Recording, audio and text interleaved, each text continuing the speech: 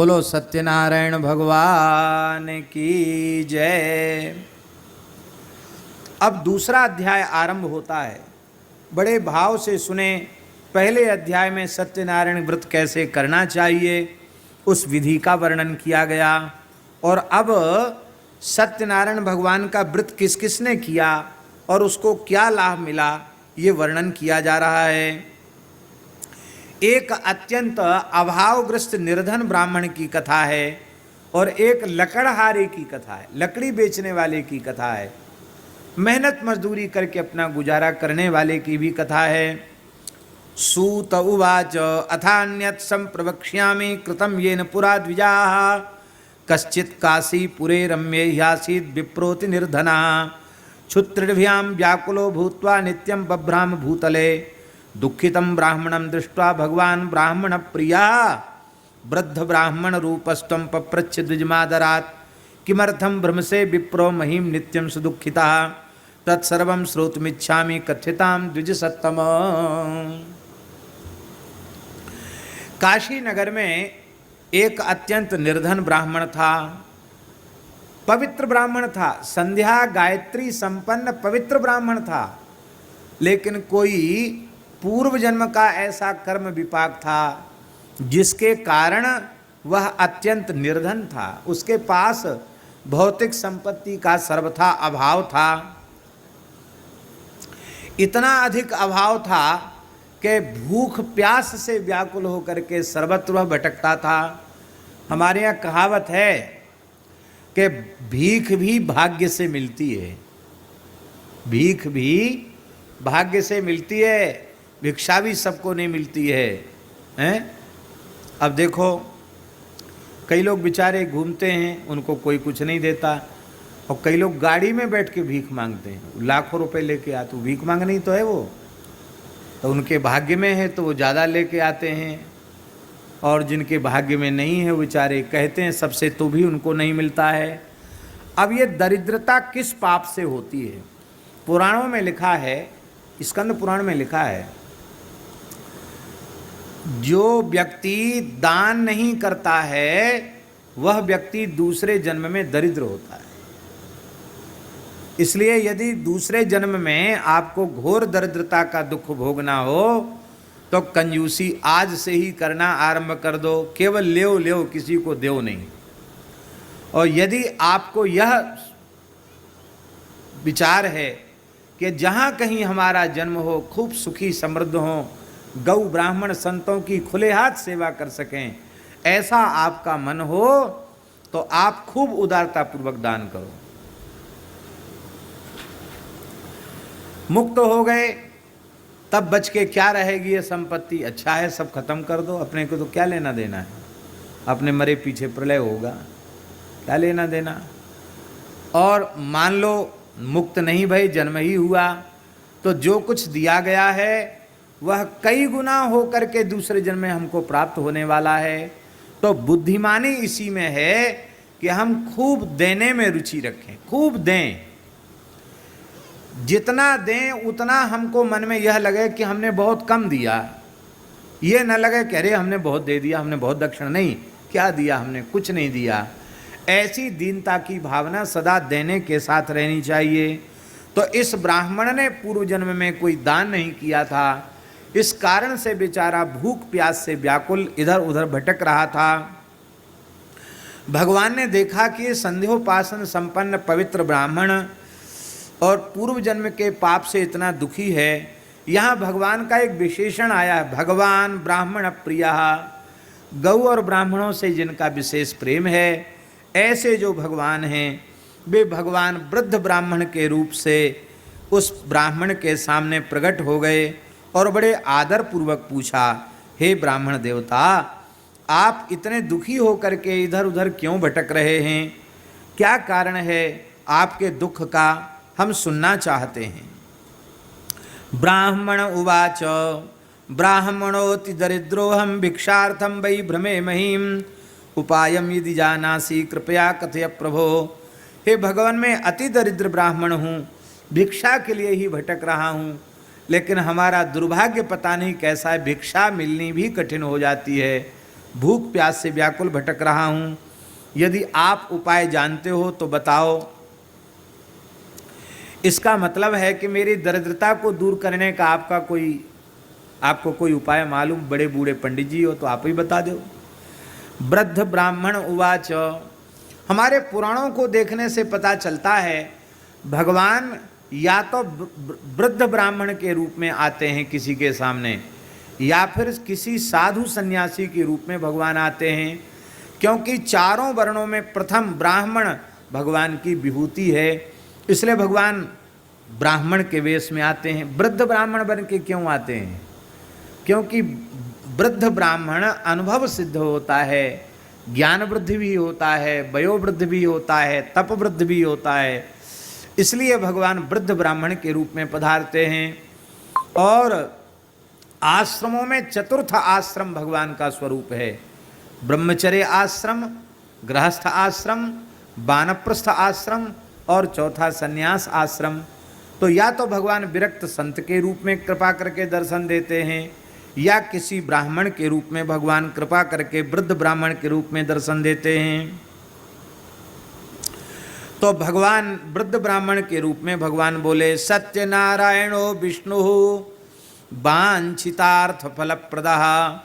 सत्यनारायण भगवान विष्णु वांछित फल की प्राप्ति कराने वाले हैं। हे ब्राह्मण देवता, तस्य त्वं पूजनम विप्र कुरुस्व व्रतमुत्तमं यत्कृत्वा सर्वदुःखेभ्यो मुक्तो भवति मानवा। विधानंच प्रतस्यापि विप्राया भाष्यत्नता सत्यनारायणो वृद्धस्तत्रैवान्तर्धीयत तद्व्रतं संकरिष्यामि यदुक्तं ब्राह्मणेन वै इति संचिन्त्य विप्रोऽसौ रात्रौ निद्रां न लब्धवान्। भगवान ने वृद्ध ब्राह्मण के रूप में संपूर्ण सत्यनारायण व्रत की विधि का वर्णन कर दिया और कहा कि उन सत्यनारायण भगवान का तुम पूजन करो, उनका पूजन करने से मनुष्य संपूर्ण दुखों से मुक्त हो जाता है। सारा व्रत का विधान बता दिया भगवान ने, और सत्यनारायण भगवान वहीं अंतर्धान हो गए। यहाँ तत्रैवांतर्धीयता का अर्थ ये है कि ब्राह्मण को श्रद्धा जगाने के लिए भगवान वहीं अंतर्धान हो गए। नहीं तो क्या होता है रे, ऐसे ही रास्ता चलते लोग बताते रहते ये कर लो वो कर लो, लेकिन जब कोई अनहोनी घटना घट जाती है, चमत्कारिक घटना घट जाती है, तो व्यक्ति सोचने के लिए बाध्य हो जाता है। वो सोचने लगे, अरे बड़े बूढ़े पंडित जी अभी तो सामने खड़े बतरा रहे थे, अब ये कहाँ चले गए? अरे हो न हो वो साक्षात भगवान ही थे, कोई देवता ही थे, न जाने कौन थे, हो सकता हो सत्यनारायण भगवान ही हों। ऐसी उनके मन में बात आई और रात्रि में उनको नींद नहीं आई। नींद क्यों नहीं आई? बोले भगवान ने कृपा करके हमें व्रत की आज्ञा तो दे दी, लेकिन हम तो खाए बिना मर रहे हैं, भूख प्यास से मर रहे हैं। हम पंडित जी को बुलाएंगे, नारियल रखना पड़ेगा, कलश रखना पड़ेगा, दूध दही पंचामृत इकट्ठा करना पड़ेगा, पंजीरी बनानी पड़ेगी, फल फ्रूट लाने पड़ेंगे, मिठाई लेनी पड़ेगी, ब्राह्मणों को भोजन कराना पड़ेगा, तो हमारी तो सामर्थ्य कहाँ है। पर चलो, जिन भगवान ने हमको कहा है हमको कल जो भी भीख मिलेगी वो सारी भीख हम भगवान की ही सत्यनारायण व्रत कथा में ही खर्च कर देंगे, ऐसा अपने मन में उन्होंने निश्चय किया। ततः प्रातः समुत्थाय सत्यनारायण व्रतं करिष्य इति संकल्प्य भिक्षार्थमगमद्विजः। तस्मिन्नेव दिने विप्रः प्रचुरं द्रव्यमाप्तवान् तेनैव बन्धुभिः सार्धं सत्यस्य व्रतमाचरत्। सर्वदुःख विनिर्मुक्तः सर्वसम्पत्सुन्नितः बभूव सद्विजश्रेष्ठो व्रतस्यास्य प्रभावतः। ततः प्रभृतिकालञ्च मासि मासि व्रतं कृतम् एवं नारायणस्येदं व्रतं कृत्वा द्विजोत्तमः सर्वपाप विनिर्मुक्तो दुर्लभं मोक्षमाप्तवान्। प्रातः काल उठ करके मैं सत्यनारायण व्रत करूंगा, ऐसा संकल्प करके ब्राह्मण भिक्षा के लिए चल पड़ा। महाराज जी आश्चर्य था, कहाँ तो उसको लोग कुछ भी नहीं देते थे, आज खूब धन मिला उसको दक्षिणा में, भिक्षा में खूब मिला पैसा। कहाँ अन्न के दाने के लाले पड़ रहे थे, खूब प्रचुर धन उसको मिल गया। और उसके मन में कंजूसी नहीं आई कि चलो अब तो धन मिल गया तो थोड़ा रख लेते हैं, थोड़े मोड़े से सत्यनारायण की कथा करते हैं, ऐसा नहीं। ब्राह्मण सत्य का पक्का था, जो कुछ भिक्षा में मिला वो सब का सब सत्यनारायण भगवान के व्रत में उदारता पूर्वक खर्च कर दिया। ब्राह्मणों को जिमाया, बंधु बांधवों के साथ प्रसाद लिया। बस प्रसाद लेते ही उसके पूर्व जन्म के पाप नष्ट हो गए, सारे दुखों से विमुक्त हो गया, सब प्रकार की संपत्तियों से युक्त हो गया। फिर तो उसकी इतनी श्रद्धा हो गई कि मासी मासी व्रतम कृतम, हर महीने वो सत्यनारायण भगवान का व्रत करता था और विधि पूर्वक पूजा करता था। यहाँ ऐसा लिखा है कि भगवान की पूजा में कंजूसी नहीं करनी चाहिए, वित्त साठ्य नहीं करना चाहिए, कंजूसी नहीं। जो जिसकी जितनी सामर्थ्य, अपनी सामर्थ्य से के अनुरूप भगवान की पूजा खूब भाव से करना चाहिए। केसर युक्त चंदन भगवान को अर्पित कर सकता है तो गौ छाप पीला रंग डाल करके न घिसे हैं, फिर बढ़िया सुंदर मलयागिरी केसर युक्त चंदन ही भगवान को अर्पित करे। दुर्लभों से मोक्ष भी प्राप्त हो गया। व्रतमस्येदा विप्र पृथिव्याम संकृष्यति तदैव सर्व दुखम तो मनुजस्य विनश्यति एवं नारायणेनोक्तम नारदाय महात्मने मया तत्कृतम विप्राक्मन्यत कथयामि वह। भगवान ने नारद जी से कहा, हे नारद, इस व्रत को जो श्रद्धा पूर्वक मनुष्य इस पृथ्वी पर करेगा उसके सारे दुखों का नाश हो जाएगा। और सूत जी महाराज बोल रहे हैं कि और तुम क्या सुनना चाहते हो, बताओ नारद जी, ऋषियों क्या सुनना चाहते हो। सौनकादि ऋषियों ने कहा, ऋषय ऊचुः तस्माद् विप्रात् श्रुतं केन पृथिव्यां चरितं मुने तत्सर्वं श्रोतुमिच्छामः श्रद्धा अस्माकं प्रजायते। इसको कहते हैं उत्तम श्रोता। ऋषियों ने कहा, महाराज, जब इस ब्राह्मण की दरिद्रता दूर भई होगी और इसने इतना बड़ा आदमी हो गया, सब प्रकार से संपत्ति से युक्त हो गया और हर महीने व्रत करता ही था, तो लोग पूछते जरूर होंगे कि आप क्या कर रहे हो, किस लिए कर रहे हो, आपका इतना सुख समृद्धि आपको कैसे प्राप्त हो गई। तो जरूर उस ब्राह्मण ने किसी न किसी को सुनाया होगा और जिसने सुना होगा तो उसने भी किया होगा। तो दो चार कथा और सुना दो तो हम लोगों की श्रद्धा और मजबूत हो जाएगी, सत्यनारायण भगवान में हम सबकी प्रीति जग जाएगी। प्रसन्न भय हैं श्री सूत जी महाराज, और श्री सूत जी महाराज ने वर्णन किया है। सूत उवाच शृणुध्वं मुनयः सर्वे व्रतं येन कृतं भुवि एकदा साद्विजवरो यथा विभव विस्तरैः बन्धुभिः स्वजनैः सार्धं व्रतं कर्तुं समुद्यतः एतस्मिन्नन्तरे काले काष्ठक्रेता समागमत् वै काष्ठं च संस्थाप्य विप्रस्य गृहमायौ तृष्णया पीडितात्मा च दृष्ट्वा विप्रं कृतं व्रतं प्रणिपत्य द्विजं प्राह किमिदं क्रियते त्वया कृते किं फलमाप्नोति विस्तरात् वद मे प्रभो। भगवान का श्रृंगार हो जाए तो भगवान आकर अपने आसन पर विराज जाएंगे, प्रतीक्षा नहीं करना कि कथा पूरी होगी तभी भगवान आएंगे। हैं? हाँ, कर लें। तो एक दिन एक समय की बात है, वह ब्राह्मण अपने कुटुंब के साथ बड़ी विधि पूर्वक भगवान का व्रत कर रहा था सत्यनारायण का, और उसी समय एक लकड़हारा, लकड़ी बेचने वाला और लकड़ी का बोझा सिर पर रखे हुए वहाँ आया। भूख प्यास से बेचारा व्याकुल था, गरीब आदमी था। लकड़ी का गट्ठर वहीं बाहर पटक दिया और ब्राह्मण के घर में जाकर के वो देखने लग गया क्या हो रहा है। प्रायः ऐसे आयोजन होते हैं तो एक यह भी आशा होती कि भगवान का कुछ उत्सव हो रहा है तो कुछ नहीं तो कुछ प्रसाद तो मिलेगा ही पाने को। प्रसादिया भगत होते हैं तो प्रसाद तो मिलेगा, कुछ नहीं मिलेगा तो चरणामृत मिलेगा, पंजीरी मिलेगी, कुछ न कुछ तो मिलेगा। भूख प्यास से बेचारा व्याकुल था, आ गया। उसने पूजन का दर्शन किया और ब्राह्मण से पूछा, महाराज आप ये कौन सा अनुष्ठान कर रहे हो, इसका क्या फल है, आप कृपा करके विस्तार पूर्वक हमें बताओ।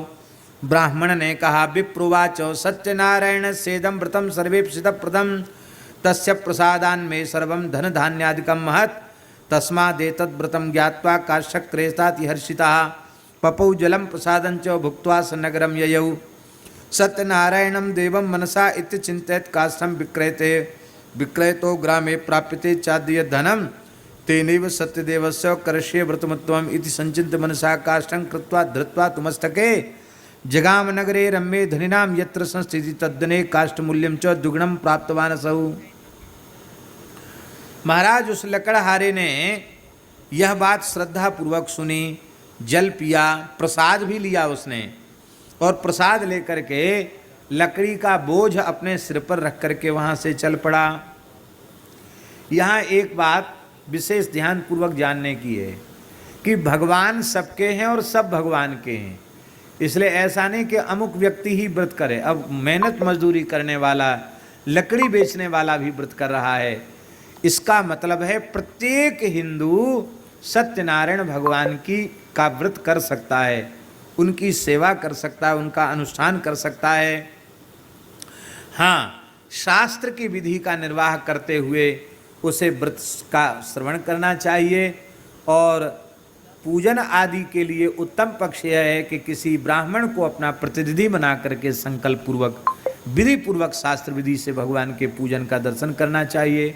उसे वही पुण्य मिलेगा जो यजमान को मिलता, क्योंकि वो यजमान है, वही पुण्य उसे प्राप्त हो जाएगा। तो उसने अपने मस्तक पर लकड़ी का बोझ रखा और निश्चय किया कि मैं तो गरीब आदमी हूँ, इस लकड़ी को बेचने से आज जो भी धन मुझे मिलेगा उससे मैं सत्यनारायण भगवान का व्रत ही करूँगा। ऐसा निश्चय करके जैसे ही नगर में गया जहाँ धनी मानी लोग रहते थे, कोई ऐसा व्यक्ति मिल गया गठरी का पूरा, कि उसने बोल तोल कुछ नहीं किया, लो 50 रुपए ले लो, लो। ऐसे होते हैं बहुत से लोग।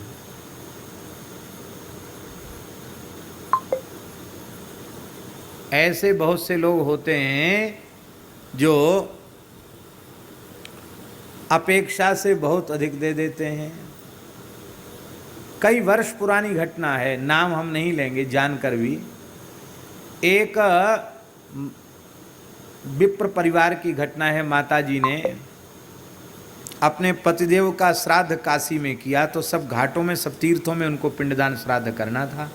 एक नौका उन्होंने कर ली और दिन भर नौका वाले के साथ वो रही माताजी, और कुछ तय हुए नहीं किया नौका वाले से। और शाम को ब्राह्मण जो पूजा कराने वाला था, पिंड सब जगह कराने वाला था, उसको भी कुछ नहीं दिया और नौका वाले को भी कुछ नहीं दिया। तो ब्राह्मण बेचारा, उसका मुंह सूख गया। मन में सोचा कि माताजी सवेरे से आज शाम हो गई, यहाँ पिंड वहाँ श्राद्ध वहाँ श्राद्ध, सब जगह करा रही, सब जगह, लेकिन हमको तो कुछ दिया ही नहीं। पर नौका वाले ने कहा कि माताजी अब हो गया हमारा काम पूरा, आप क्या लोगे? बोले आपकी जो राजी हो। तो तुरंत माताजी ने 51,000 रुपये दिए उसको। कितने दिए? 51,000 रुपये उस नौका वाले को दे दिए। और ये घटना कम से कम 30-35 साल पुरानी घटना है। 51,000 रुपये दे दिए उसको।